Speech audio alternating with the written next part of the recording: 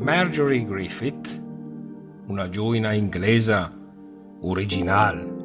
e tanto rigida, lavora su che il suo amoroso e firmasse un contratto di matrimoni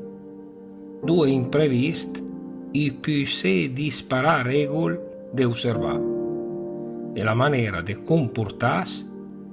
in tutte le circostanze della futura vita matrimoniale. Ad esempio, nessuno di due potrà,